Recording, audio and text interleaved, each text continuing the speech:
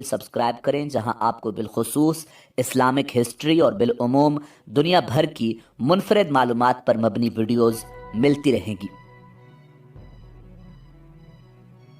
ناظرین، حضرت داؤد علیہ السلام اللہ کے برگزیدہ نبی اور رسول تھے اور اللہ رب العزت نے آپ کو بادشاہت بھی عطا کی تھی۔ انبیاء کرام علیہم السلام میں حضرت آدم علیہ السلام کے بعد حضرت داؤد علیہ السلام ہی وہ پیغمبر ہیں جنہیں قرآن کریم نے خلیفہ کے لقب سے نوازا۔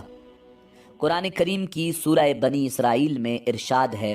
اور ہم نے بعض پیغمبروں کو بعض پر فضیلت بخشی اور داؤد کو زبور عنایت کی۔ ناظرین، حضرت داؤد علیہ السلام کی قوم کے 70,000 آدمی عقبہ کے پاس سمندر کے کنارے ایلا نامی گاؤں میں رہتے تھے، اور یہ لوگ بڑی فراخی اور خوشحالی کی زندگی بسر کرتے تھے۔ اللہ رب العزت نے انہیں بے شمار نعمتوں سے نواز رکھا تھا اور یہ لوگ خدا کی عبادت سے غافل ہو گئے۔ ناظرین، اللہ رب العزت نے ان لوگوں کا اس طرح امتحان لیا کہ ہفتے کے دن کا ادب ان پر لازم قرار دیا، اور اس دن مچھلی کا شکار ان لوگوں پر حرام فرما دیا، اور ہفتے کے باقی دنوں میں شکار حلال تھا، مگر اس طرح ان لوگوں کو آزمائش میں مبتلا فرما دیا کہ ہفتے کے دن بے شمار مچھلیاں آتی تھیں اور دوسرے دنوں میں کم آتی تھیں۔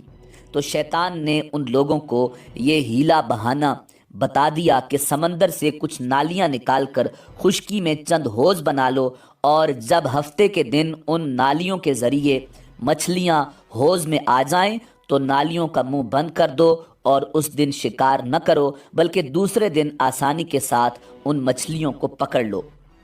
ناظرین، ان لوگوں کو یہ شیطانی ہیلا بازی پسند آ گئی، اور ان لوگوں نے یہ نہیں سوچا کہ جب مچھلیاں نالیوں اور حوضوں میں مقید ہو گئیں تو یہی ان کا شکار ہو گیا، تو ہفتے ہی کے دن شکار کرنا پایا گیا جو ان لوگوں کے لیے حرام تھا۔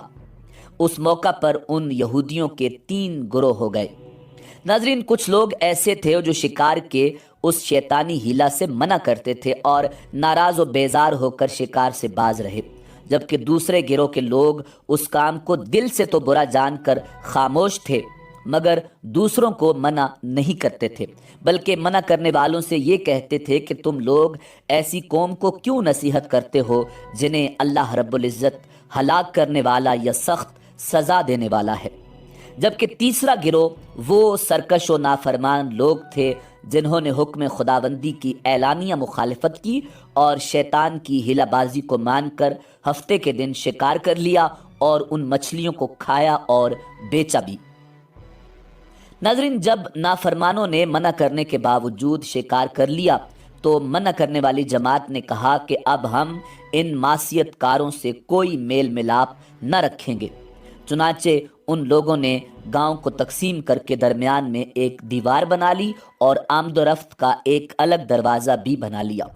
حضرت داؤد علیہ نبینا علیہ السلام نے غضبناک ہو کر شکار کرنے والوں پر لعنت فرما دی۔ اس کا اثر یہ ہوا کہ ایک دن خطا کاروں میں سے کوئی بھی باہر نہیں نکلا، تو انہیں دیکھنے کے لیے کچھ لوگ دیوار پر چڑھ گئے تو کیا دیکھا کہ وہ سب کے سب بندروں کی صورت میں مسخ ہو گئے ہیں۔ اب لوگ ان مجرموں کا دروازہ کھول کر اندر داخل ہوئے تو وہ بندر اپنے رشتہ داروں کو پہچانتے تھے اور ان کے پاس آ کر ان کے کپڑوں کو سونگھتے تھے اور زار و قطار روتے تھے، مگر لوگ ان بندر بن جانے والوں کو نہیں پہچانتے تھے۔ ان بندر بن جانے والوں کی تعداد تاریخ میں 12,000 لکھی ہوئی ہے۔ یہ سب 3 دن تک زندہ رہے اور اس درمیان میں کچھ بھی کھا پی نہ سکے، بلکہ یوں ہی بھوکے پیاسے سب کے سب ہلاک ہو گئے۔ شکار سے منع کرنے والا گروہ ہلاکت سے سلامت رہا، اور صحیح قول یہ ہے کہ دل سے برا جان کر خاموش رہنے والوں کو بھی اللہ رب العزت نے ہلاکت سے بچا لیا۔ ناظرین، سورہ بقرہ کی آیت نمبر 65 میں اللہ رب العزت کا ارشاد ہے، وَلَقَدْ عَلِمْتُمُ الَّذِينَ اعْتَدَوْا مِنْكُمْ فِي السَّبْتِ فَقُلْنَا لَهُمْ كُونُوا قِرَدَةً خَاسِئِينَ، اور بے شک ضرور تمہیں معلوم ہے کہ وہ جنہوں نے ہفتہ میں سرکشی کی تو ہم نے ان سے فرمایا کہ ہو جاؤ بندر دھتکارے ہوئے۔ नाज़रीन, ये मुफस्सल वाक़या सूरह अल-आराफ में मौजूद है, जिससे मालूम होता है कि शैतानी हिलाबाजियों में पड़कर अल्लाह जल्ल शानुहु के अहकामात की नाफरमानियों का अंजाम कितना बुरा और किस कदर ख़तरनाक होता है, और खुदा के नबी जिन बदनसीबों पर लानत फरमा दें वो कैसे होलनाक अज़ाब इलाही में गिरफ़्तार होकर दुनिया से नेस्तो नाबूद होकर अज़ाब नार में गिरफ़्तार हो जाते हैं और दोनों जहां में जलीलो खार हो जाते हैं। नाज़रीन, असहाबे ईला के इस दिल दहला देने वाले वाक़या में हर मुसलमान के लिए बहुत बड़ी इबरतों और नसीहतों का सामान है।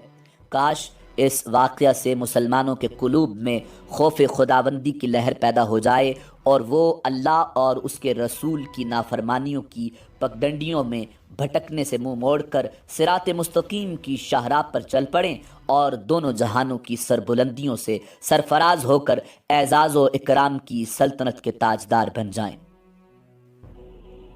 नाज़रीन, अब एक इंतहाई अहम सवाल ये है जो अक्सर लोगों के जहन में होता है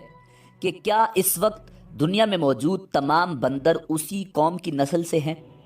तो इसका जवाब ये है कि हज़रत अब्दुल्ला बिन मसूद रज़ी अल्लाह ताला अन्हो से सही मुस्लिम में मनकूल है कि बाज़ लोगों ने अपने ज़माने के बंदरों और खिंजीरों के बारे में हुज़ूर सरवर कौनैन इमामुल अंबिया जनाब मुहम्मदुर रसूलुल्लाह सल्लल्लाहु अलैहि वसल्लम से दरियाफ़्त किया कि क्या ये वही मस्ख़ शुदा शक्लों वाले यहूदी हैं?